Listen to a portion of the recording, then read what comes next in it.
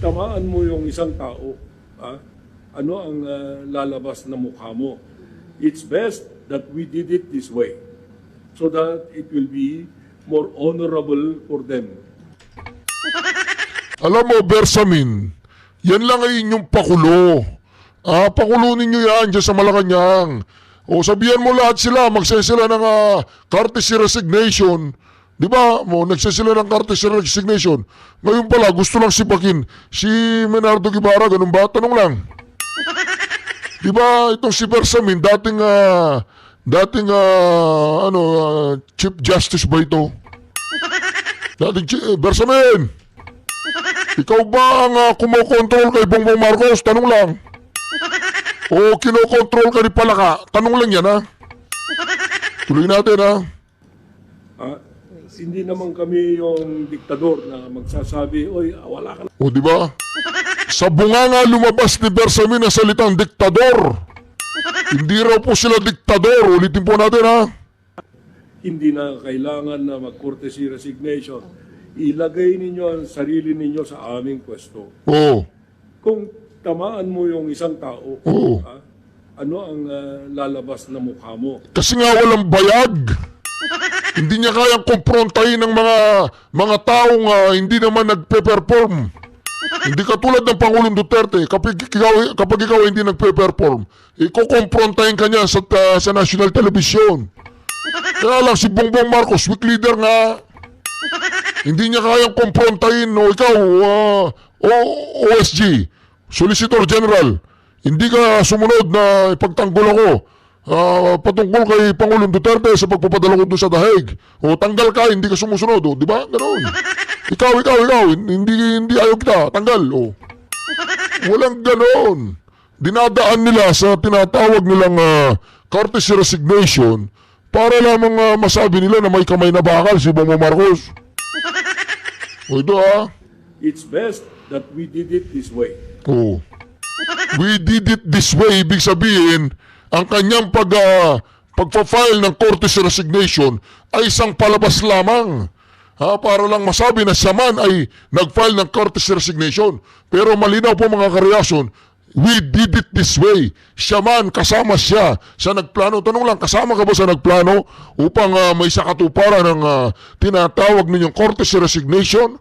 Para lamang maipakita ninyo na may ginawa ang Bongbong Marcos dahil nakita sa nakaraang eleksyon na nilampaso, pinaiya ng taong bayan si Bongbong Marcos sa pamamagitan ng pagboto, di ba? Sa pamamagitan ng hindi pagboto sa mga partido federal na kanyang kasama, wala man nanalo. Di ba? Si Tolentino, si Pacman, at saka sino pa yung isa? Si Abalos. Walang nanalo sa kanilang tatlo. O, tuloy, ha? So that it will be more honorable. Oo. Hindi naman kami yung diktador na Galing sa bibig mo yan, ha? Walang nagsasabing diktador kayo, ha?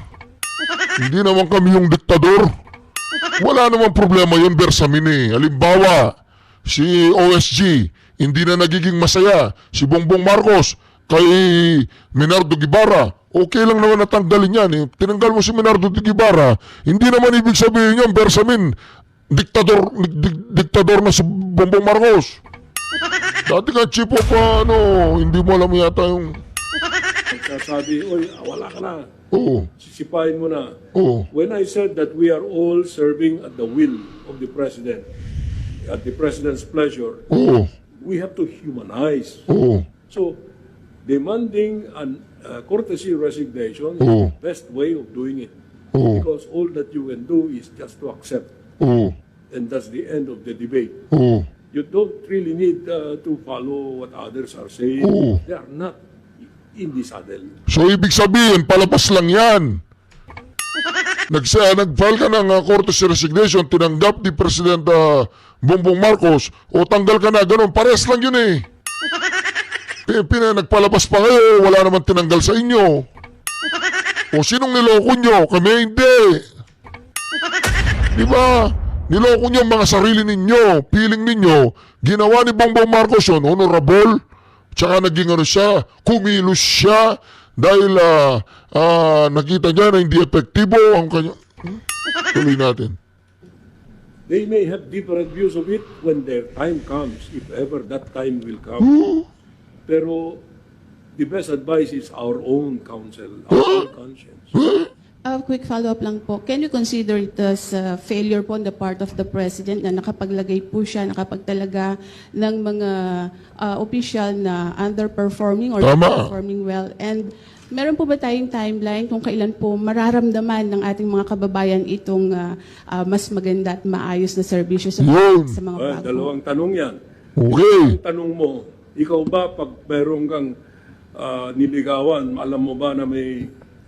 Ibig sabihin nun, at the start, you do not know how this guy will perform. Oo. That's more or less a very... hindi ko masabi kung anong tanong yan. Oo. Yung pangalawa, Hindi raw. Siyempre, magliligawan kayo. Maidadalin mo yan sa kung ano nung eksaminasyon. Di ba ibig sabihin, si Bongbong Marcos, hindi siya marunong pumili. Weak siya sa pagpili, hindi siya marunong. Nag-aaral ba yan? Oy, Bersamin, nag-aaral ba si Bongbong Marcos? Tanungin mo nga kung ano natapos niya. Tanungin mo nga si Bongbong Marcos kung adik siya o hindi. Batayin niyo magpo-political test. Tanungin mo lang, hindi ko sinabing, hindi ba siya nag-aaral? Sabi mo, oy, Bongbong Marcos, Presidente, halika rito. Ano natapos mo? Ganoon. Bagay, kung may natapos yan, hindi mo kayang kontrolin yan. Hindi ko naman sinasabing kinokontrol mo yan, o. Sinasabi ko lang, yun. tanong mo, ano na ba yun? Mararamdaman kagad. O, naramdaman ko nga eh. Oo, naramdaman ko kagad. Oo. Makasabi ni Eden Santos, kailan mo mararamdaman ang epekto ng kanyang mga ginawang, alam nyo na. Oo, naramdaman niya kagad. Naramdaman kagad daw kagad. Instant, gano'n, instant. Wala nang iba eh. Kung ang trabaho mo ay mag-deliver ng tinapay, deliver ka ng masarap na tinapay. Oo. Ganun lang. Hindi naman pwedeng, oy, bukas pa. Oo. Wag. Ngayon na. Oo. Kasi taong bayan naghihintay. Oo. Thank you very Ano ko, much. tatanungin mo na naman yung polycal. Oo. Bakit yung polykel daw? Kala daw niya tatanungin na naman ng polykel. Bakit hindi ba pwedeng tanungin ng polykel? Pag gano'n nyo ha. Na-allergy na si Bersamin sa polykel. Ito na. Kasi taong bayan naghihintay. Oo. Thank you very Ano ko, much. tatanungin mo na naman yung polycal. Oo. Asartalo. Asartalo si Bersamin kay Eden Santos. Kinakabahan siya yung polykel test. Diba itong si Bersamin, kung mahal mo ang bayan mo, dapat kinausap mo si Bongbong Marcos na magpa-polykel test. Para mapatunayan mo, Bersamin, na si Bongbong Marcos hindi adik. O bakit ayaw mong ipa-polykel test si Bongbong? Ayaw mo? Gusto mo? O bakit masyado ang allergy sa salitang polykel? Bersamin, hindi ba adik si Bongbong Marcos? Tinanong mo siya, tanungin mo, Bong, adik ka ba o hindi? Pa-polykel test nga, pag ayaw niya, delikado yun. Di ba mga ka-reaction, presidente yan eh. Yun nga mga security license ng driving license, nagpapa-drug test. Presidente ayaw magpa-drug test. Sasabihin niya, walang baril yung pumunta doon sa KOJC. Walang baril. May baril pala. Baka iba yung tama niya. Hindi niya nakikita yung baril. Ang tao. Oh, yun na naman. I've always said it was a bad idea na yung abogado ng Pangulo ang i-appoint bilang chairman ng COMELEC. Bakit? Because we lawyers, alam ni Attorney Harold yan, we are bound by a certain set of principles, one of which is conflict of interest. You cannot go against a client even after the lawyer-client relationship has ended. That's the bedrock principle. Sagrado po sa mga abogado yan. Paano si George Garcia? He was very active as an election lawyer. Ang dami niya naging kliyente, not only the president. How is he going to deal with the situation when a former client goes before the Commission on Elections, which he heads. Kahit mag-inhibit na siya, sabihin natin mag-recuse siya sa proceedings, there will always be a cloud. Number 2, yung mga actuations po ng ating COMELEC, sad to say, do not inspire confidence.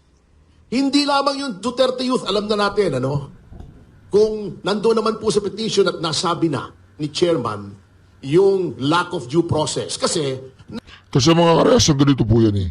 Itong si Garcia, kung meron silang delikadesa, silang dalawa ni Bongbong Marcos, dapat, kung gusto nilang maging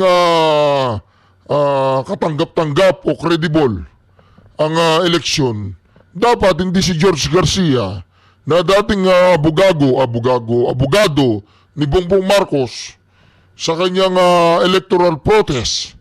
Electoral protest, may kaugnayan po ito sa pagkaka-elect o hindi pagkaka-elect ni Bongbong Marcos noong 2016. Si George Garcia po yun. Pagkatapos nung naupo na ng pagkapangulo, itong si Bongbong Marcos, alam niyo po ba kung sino ang niligay niya na chairman ng COMELEC? Si George Garcia, na siyang abogado niya sa kanyang electoral protest laban kay Lugaw. Yung kakampi niya ngayon, si Lenny Lugaw. Di ba mga kareaksyon? Kaya naman, mga kareaksyon, dito, nakita po natin dito, walang kadidilat-dilikadesa. Kaya nakita naman natin na kapag pro-Duterte ang isang party list o isang kandidato, ay talaga naman. Talaga itong si George Garcia. Oy, George Garcia, kung meron kang delikadesa, Brad, kung meron kang delikadesa, alam mo nang gagawin mo. Makinig ka kay Bongbong Marcos tsaka kay Lisa Araneta. Ibig sabihin, makinig ka sa kanilang mga advice, ganoon. nasa Omnibus Election Code, totoo naman po, you can suspend a proclamation. Yun. But only when evidence is strong. Pag sinabi mong suspended ang proclamation when evidence of guilt is strong, you have to state the law violated and the facts that led you to conclude that evidence of guilt is strong. That is an integral part of the due process clause of the Constitution. You have to be informed. The law must inform you, it must hear you before it condemns you. Dito walang hearing. And the suspension is not even based on strong evidence as provided for in the law. It is based on serious allegations.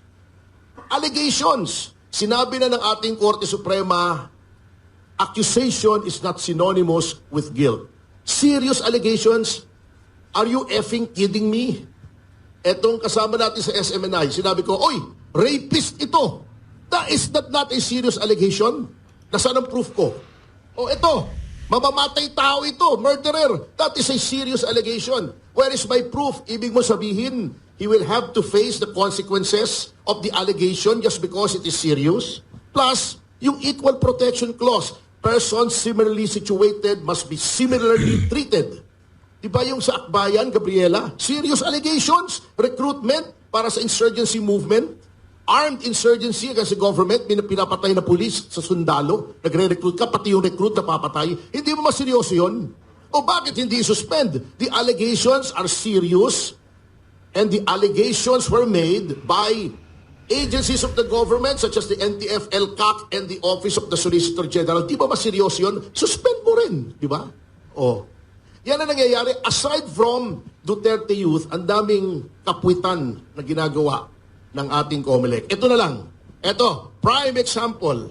This good-looking guy beside me. He was ranting and raving about a defect in the process. Yung pagkonekta ng counting machine. Anong ginawa? Instead of addressing the concern, pinagdidimanda. Yung ba attitude ng COMELEC? Inasuhan, pinadidisbar, pinatatanggal as a certified public accountant, o pinapadisqualify pa. Pero, yung sinasabi niyang problema na dapat huwag i-connecta, sinunod ng COMELEC, di ba? Sinunod. O anong problema mo, Mr. Garcia? Susundin mo, ba't dinimanda mo? Tama naman pala. That is an explicit admission that he was right. Why is he facing charges? Why is he facing disqualification based on alleged fake news? O bakit ganon? O, ito pa ha. Kasi, Attorney Topacio, kaya nila dinimanda yan. Kasi medyo mahirapan sila, alam nyo na. Hokus-pokus. Pangalawa, kaya nila dinimanda yan. Kasi, magiging senador yan eh. Attorney Respicio, brotherly advice lang ha. Kumampi ka na dito sa Duterte, magiging senador ka susunod na eleksyon. Hayaan mo na yung vice mayor na yan, walang kwenta yan. Hindi, pasensya na po, yung mga taga Mercedes. Alam ko gustong-gusto nyo si Attorney Respicio ba yan? Pero para sa akin, pwede maging senador yan, magaling eh. Kita nyo kung anong double standard ng COMELEC. Sa Negros Oriental, si Janice Degamo, sapagkat kaalyado ng gobyerno, di ba? Saan ka nakakita? Iniimbestigahan ng Department of Justice yung murder ng asawa. Dapat quasi-judicial yung stand ng DOJ pag preliminary investigation. Iimbitahin mo sa party sa Malacanang yung widow, kasama yung presidente. Ang presidente, alter ego niya yung DOJ. O, paano mong papafine si Tebes na walang probable cause? Nakikihalubilo ka doon sa complainant. Etong Negros Oriental, baka hindi nyo alam, pero hindi ina-adoption na ng COMELEC. Si Janice Degamo, mayor ng Pamplona, nasa 1st District. Tumakbo siyang congressman ng 2nd District. We all know that before you can run for Congress in a district, you have to be a resident there for at least 1 year. Paano yung mayor ng bayan na nasa 1st District, residente ng 2nd District? O di ba? Ibig mo sabihin, hindi siya residente ng 1st District. Paano siya naging mayor doon? Wala siya ron. May disqualification, inaksyonan ba? Wala. Yun, obvious. Factual. The facts are not disputed. Dinisqualify ba? Hindi. Di ba? Yan ang problema sa COMELEC. In closing, the COMELEC should be the agency of the government which was elevated to a constitutional level. Kaya nga impeachable lang yan eh. May independent, 7-year term. Hindi pwedeng tanggalin. Elevated to the rank of a constitutional body in order for it to be able to accurately ascertain the will of the people. The will of the people. Because sovereignty resides in the people and all government authority emanates from them. The COMELEC cannot substitute its discretion for the will of the people. Hindi pwedeng sila nagsasabi ng will. 2 milyon, hindi mo poproklama. Nanalo, Vice Mayor, will of the people, di mo poproklama. Hindi pwede yun. The spring cannot rise higher than the source. Ang source ng power ng COMELEC is the sovereign will. When you become the obstacle to implementing the sovereign will, ikaw na ang may problema. Hindi na yung taong bayan. So this should serve as a wake-up call to the COMELEC, including the call of the President para mag-resign yung gabinete. I am still skeptical about that move actually, kung talagang sincere. Actually, there is such a credibility gap between the President now and the people na kapag sinabi ni Pangulong Marcos, ngayon ay Biyernes, baka i-fact check mo pa sa Google. Ganon katindi ang credibility gap ng Pangulo. Tignan natin kung sinong Ang lupit po nun no? Pag ngayon daw ay Biyernes, kailangan mo pang i-Google. I-fact check mo pa daw, i-fact check. Lupit talagang doon siya Torre Topacio, niya. Tignan natin kung yung mga weaponized na agencies like the Department of Justice, blatant. Yan Department of Justice, na-normalize na yan ang warrantless arrest. Hindi lang kay Pangulong Duterte. Abuse of the implementation of a search warrant sa Kingdom of Jesus Christ. Doon sa Teves, Cassandra Leong, inamin in a case that we have. Kino-cross-examine ko yung NBI agent, inamin niya. Walang warrant, walang kopyang warrant, walang pinakitang warrant. Nag-obey sila sa order ng direktor na arestuhin si Cassandra Leong at i-detain ng 5 araw sa NBI without a warrant issued by a court. Ang hawak nila yung detention order ng House of Representatives, in which case it should have been turned over immediately to the House. Anong dahilan nila? Wala doon mapag-turn over. 5 araw, walang tao sa House of Representatives, hindi mo ma-turn over yung tao. That's arbitrary detention. That's a criminal offense. Pero normal na. Tignan natin kung i-retain nila si Boying Remulla na ginawang blunt weapon ng administrasyon for the persecution of its political enemies. Tignan natin. Depende sa i-retain ng Pangulo, makikita natin yung kanyang sincerity. Wala nang tinanggal. Si Minardo Guevara lang yata pinupunterian nila. Tsaka yung sa DNR. Tignan natin kung mariretain si Larry Gadon, a Presidential Advisor for Poverty Alleviation, under whose watch self-rated hunger and self-rated poverty soared to record highs. Tignan natin. Tignan natin kung mariretain nyo sa agriculture. Na nagkakandaloko-loko yung supply ng basic commodity, which is rice. Tignan natin kung sinong re-retain, kung sinong hindi. Then, we will pass judgment. At pag hindi pa naayos ng Pangulo ito, eto na naman, baka last opportunity na niya to regain whatever shred of credibility he has left. Whatever prestige the Marcos name has left. Tignan natin kung kakayanin niya. I give him the benefit of the doubt, but I doubt the benefit. Thank you. Ang galing, ano? Dito ba tayo? Sugatan sa... Teka lang, wag muna yan. Ito muna. Sa partner ito parang kahapon yata siya na interview. Hirap nito because yung palay, iniisip Wala, bumaliktad na po yata itong si Vlogger Claire. Parang kinakalaban na niya dito si Bongbong Marcos di ba? Natanggal na ba to? Tinanggal ba to? Tinanggal ba? Parang kinakalaban niya si Bongbong Marcos dito. Sa ito parang kahapon yata siya na interview. hirap nito because yung palay, iniisip ko na yung supply natin pag nag-El Nino talaga. Mag-i-import na naman tayo. Siyempre bumagyo partner, di ba? Ang daming nasarantang pananim. Ito lang Tapos sinabi niya, ano kaya ang gagawin? Anong gagawin natin? Partner, DA siya, saka president.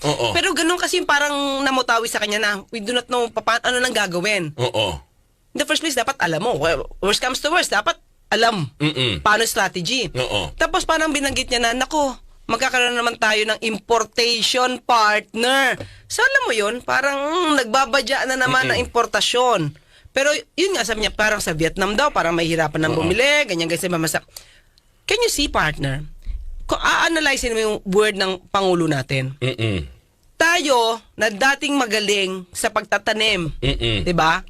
Exporter tayo dati ng bigas. Ngayon, mahihirapan na rin tayong mag-import dahil yung iba mukhang kukulangin din. Sana tayo kukuha na yan, partner. Sarili mo, hindi mo masustain, di ba, yung needs, yung bansa natin mismo. Ba't kasi nga, ang tanong natin, Pangulo ka na po, bakit nga kailangan na sa DA ka pa? Kasi baka hindi niya na ito natututukan ng husto, partner. Kaya nakakalusot ang ganitong klaseng mga irregularidad. Tingin ko, partner, tingin ko hindi na dapat yung DA. Hindi na dapat DA. Ano? DI. Anong, bakit? Department of Importation. Di ba? Bongbong Marcos, ano masasabi mo sa mga patutsada ni Claire? Ano masasabi mo? Nung panahon po na si Claire ay hindi pa siya masyado nabubusog. Diba? Tingnan mo nga dito, medyo payat pa siya dito. Ngayon medyo payat pa rin. Di ba masyado nabubusog ngayon? Busog na busog. Kaya puring-puri siya kay Bongbong Marcos. Di ba? Sabi nga niya, hindi na niya kailangan ng mga gabinete. Tanggalin lahat yan. Wako lang wag. Hindi naman po niya sinabi yun. Ang sinabi lang niya, DI, Department of Importation. Matindi talaga itong si Dito, muna tayo, chismis-chismis. Sugatan sa pambubogbog ang anak at ang pamangkin ni Senate President Pro Tempore Jinggoy Estrada matapos umanong mapagtripan sa Boracay. Nakatutok si Mav Gonzalez. Nagbabakasyon sa Boracay ang anak at pamangkin ni Senate President Pro Tempore Jinggoy Estrada nang mapagtripan at bugbugin umano ng mga residente kahapon ng madaling araw. Ayon sa senador, pauwi na galing sa isang bar ang anak niyang si Julian Ejercito at pamangking si Jefferely Vitug nang atakihin ng 3 sospek mula sa likod. Kwento pa ni Senador Estrada, kahit bumagsak na raw si Julian, pinagtatadyakan pa rin ng sospek. Sabi pa umano ng isang sospek sa pamangkin niya, masyado kang maangas. Ayon sa Malay Police, galing sa parehong bar ang mga sospek at mga biktima. Nasa 50 metro pa lang daw ang nalalakad ng mga biktima nang mangyari ang pag-atake. According to the witnesses, talagang from the naglalakad po yung ating mga victims, sinundan po ng ating mga suspect. Then tinakbayan sa likod, then doon po nagsimula na sinapak. Doon po yung mauling incident. According po sa victim mismo, sabi niya po na kung hindi dumating agad ang pulis, baka mas lumala pa yung pangbubugbog. Dahil yung witnesses po na nag-appear po dito, sila po yung sumigaw ng police. And immediately nga po, nag-respond yung police. Tinangka pa raw tumakas ng 3 sospek na pawang teenager. Nasa custody na nila ang 3 sospek. Ayon sa pulisya, magkaiba ang bersyon ng mga biktima at mga sospek kung ano ang pinagmula ng pambubugbog. Based on the CCTV footages po, no, na nag-gather natin, nagkaroon lang sila nagkasalubong one time po. Opo, nagkasalubong. Tinginan ng asilo. Tinginan po. Doon po sila medyo nagkasalubungan sa same bar po. Same bar. Sa loob, then nung lumabas na mga victims, sinundan naman ang mga suspects. Sabi ni Senador Estrada, wala namang komprontasyon o pag-uusap sa pagitan ng mga biktima at mga sospek sa loob ng bar. Kaya tingin nila na pagtripan lang ang mga biktima. Nagpapagaling sa ospital si Julian na may tama sa ulo. Sa ilong naman ang tama ng pinsan niya. Kahapon nagpunta si Estrada sa Boracay at nagsampa ng reklamong physical injury sa mga sospek. Aniya, walang magulang o kaanak na gustong mabiktima ng walang saysay na pananakit ang mahal niya sa buhay sa isang lugar na dapat ligtas. Umaasa raw si Estrada na iimbestigahan itong mabuti ng mga otoridad para makamit ang hustisya. Sinusubukan pa ng GMA Integrated News kunin ang panig ng mga sospek. Para sa GMA Integrated News, Mav Gonzalez, nakatutok, 24 oras. That's right. I am telling you this because I am a bad boy before. I am triple X. I'm triple X. Not the porno, I'm ex-bad boy, ex-rebel. Ako po yung naging rebelde rin, kaya kilala ko po ang mga komunista. At ako po, alam nyo naman, ex-convict ako. Pero hindi ko po yan. I'm telling you this because I am proud of it. No, I'm not proud of it. I'm telling you because Digong gave me a second chance. And now I am a senator. If Digong is a bad man, then I will be 6 feet under the ground. Salamat po sa inyo sapagkat ang ating pong PDP laban ay naging matagumpay. Yes! Lalong-lalo na po sa mga boto po ninyo. Solid na solid po lahat ang ating mga bayaning OFW. Sa lahat po ng mga dual citizen ng mga Pilipino, hindi niyo po pinabayaan ang mga kandidato ni Digong. Kaya maraming salamat po sa inyo. Ngayon po, malalaglag kasi ito. Alam naman po natin na sa matagal na panahon, ang ating pong mahal na dating Pangulo, magmula po nung March hanggang ngayon, ay nakapiit pa. Naging matagumpay ho tayo sa eleksyon. Ang sabi nga nung abogado niya ay protest vote. Nakakuha po tayo ng magagandang boto. Yes! Pero, hindi po natatapos doon. Sapagkat ang tunay pong pakikibaka, pakikipaglaban, nandito po ngayon sa Netherlands. Kung inyo pong mapapansin, ma'am, hello. Kung inyo pong mapapansin, yung perception, yung pagtingin ng mga lokal, ng mga tiga-Netherlands sa atin, ay parang ang dating po tayo ay niloloko lang. Tayo ay sumusuporta sa isang pangulo na gumawa ng genocide. Yan po ang perception dito, sapagkat tinatalo tayo ng propaganda ng mga komunista. Hindi naman po lingid sa inyong kaalaman na merong propaganda dito ngayon. Kaya po, pagkatapos po nating manalo nung nakaraang eleksyon, hinihingi ko naman po sa inyo na tayo po ay magbukas ng ating mga bibig. Tayo po ay makipag-usap sa mga lokal na taga-Netherlands.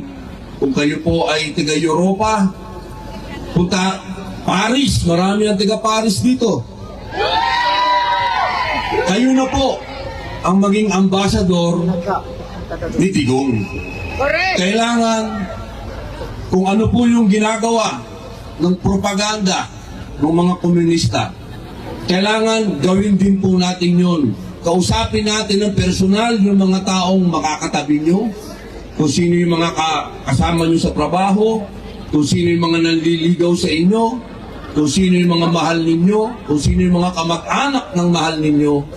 Ipaliwanag po natin kung sino si Digong. Sapagkat ang alam po nila, puro kasinungalingan. Hindi po nila alam na si Digong ay isang bayani sa atin. Yes. Alam niyo po, may kwento ko lang. Ang mga tiga-Europa, mahal na mahal nila ang mga katutubo. Dahil sa matagal na panahon, naging kolonyal po yung mga yan eh. Matagal na panahon, sila yung mga nagpunta sa mga bansa, in-invade nila, bumabawi po sila ngayon. Ang gusto nila, sila yung magpakita ng example. Ngayon, pwede po natin sabihin dito sa mga puti na si Digong, yan po ay dugong Bangsamoro. Correct. Ibig sabihin, yan po ay katutubo. Tandaan po natin, marami namang pangulo na nagkaroon ng kaso, hindi ba po? Yes. Pero hindi ba po masakit na siya lang ang nakulong sa ibang bansa? Hindi ba po natin iniisip bakit yung mga ibang pangulo na nagkaroon ng problema, si Digong dinala pa dito sa ibang bansa? Hindi po ba parang discrimination na yan? Correct. Yeah. Hindi ba po dahil siya ay Bangsamoro kaya sa dinala dito? Marami pong question. Marami po tayong pwedeng pagmulan ng usapan sa mga dayuhan dito, sa mga banyaga, sa mga puti. Sa matagal na panahon, si Digong ang nakipaglaban sa karapatan ng Bangsamoro. Sino po ba ang Bangsamoro sa matagal na panahon? Sino po ba sila? Sila po ang inapi, meron historical injustice, halos inubos ang mga Bangsamoro. Pero nung dumating ang ating mahal na Pangulo na sinasabi nilang author ng genocide, pero itong Pangulong ito ang nagbigay ng otonomiya sa Bangsamoro. Siya po ang pumirma ng BARM. Yan po yung mga bagay na pwede natin i-share sa mga puti. Yung sinasabi ninyo na pumatay ng maraming tao, yung tao na yan ang nagbigay ng kalayaan doon sa mga Bangsamoro sa amin. Hindi po yan dapat nating kalimutan. Ang ating mahal na Digong nakikipaglaban sa mga oligarkiya. Sino ba po yun? Yung mga mayayaman. Yes. Si Digong lang ang tumayo. Ayaw nga magbayad ng mga tax ng mga yan, di ba? Pero si Digong, kailangan po natin ipaliwanag ito sa mga nandito. Kasi wala nang problema eh. Sa mga Pilipino, wala nang problema. Panalo na tayo sa kababayan natin. Panalo na tayo.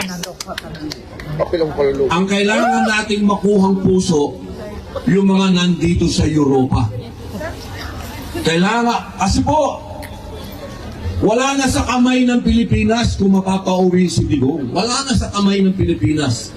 Nandito na po sa kamay ng mga European. Yes.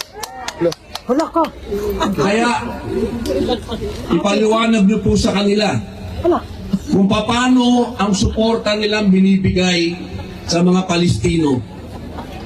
Dapat ganun din ang ibigay nilang suporta dito sa laban natin kay Digong.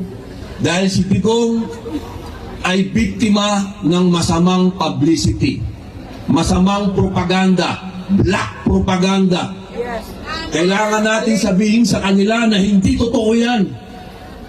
Yung sinasabi ninyong pinatay niya, mga kriminal, mga halangang kaluluwa, mga durugista na pumapatay ng mga bata, ng rape ng matatanda, pagkatapos rape, pinapatay, ninanakawan.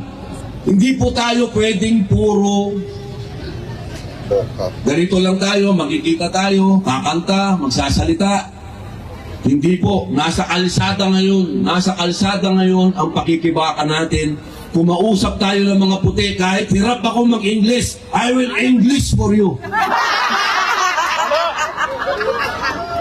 I will explain to you. Yes! We will have Every night, every day, especially to a beautiful woman. I